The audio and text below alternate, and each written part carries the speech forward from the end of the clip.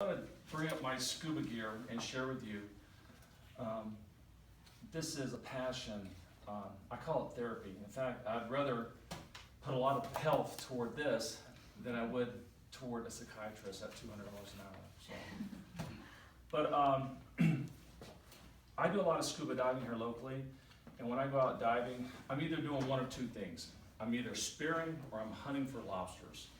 And as you can see, these are some of the pictures that have been taken here locally.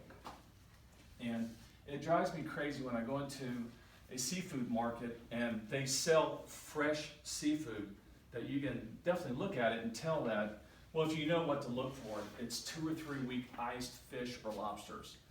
And they're charging $15, $20, and $25 a pound. I'm like, I'm going out here locally with my buddies, and for a fraction of the cost, I'm bringing this booty back home, and within 3 hours it's on my plate. It doesn't get any fresher than that.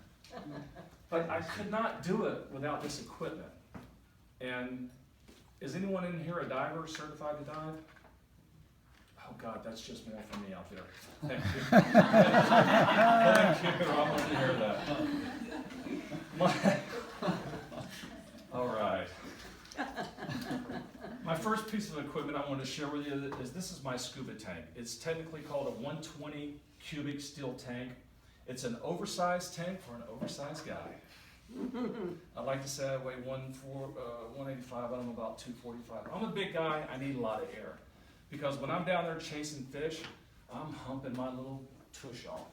So I need more air, I'm expending more energy, so I gotta have a bigger tank. To give you a reference point, on the market they sell a standard 80 cubic tank that's about that high. If I use that tank and went down about 75 feet, I could probably stay down about 30 minutes. With this tank right here, I can stay down a full hour at 80 foot. That gives me 30 more minutes to get at least 3 more of these. So time is of the essence. As long as you're not pushing the bar, you know, there are rules that you have to go by. You can get bent, you know, using this tank just as well as you could an 80 cubic tank. So you do have rules to follow. The second piece of equipment is called technically a BCD, buoyancy control device. It has an air bladder in it. And what this device does is that it basically allows you to hover around the reef. You don't want to be down, like if you're diving 50 feet, you don't want to be down there, you know, going, you know, right on the bottom at 50 feet. You want to be hovering up about 10 or 15 feet. Because at 10 or 15 feet, I can see fish that I potentially would like to spear, or I can see a lobster way over here, or I could see that great white coming at me. Now, the way that you inflate this BCD, move this out of the way. The way you inflate this BCD, you have 2 ways. You can manually blow it up with this BCD hose that I have right here, and you can release the air out. When you get down about 50 feet toward the bottom, in order to get that stabilizing factor that I was talking about, 10 to 15 feet, you'll blow some air into this. And what happens is that you'll rise off the bottom. And when you feel like you're getting past that 15 feet, you just let out a little bit of air with this hose right here. So you get a stabilizing factor there. The other thing I like about this BCD is that when you get up on the surface, it's almost like a raft, in that you can blow this all the way up, because what will happen is that it'll take about maybe 10 or 15 minutes for the boat to come to you.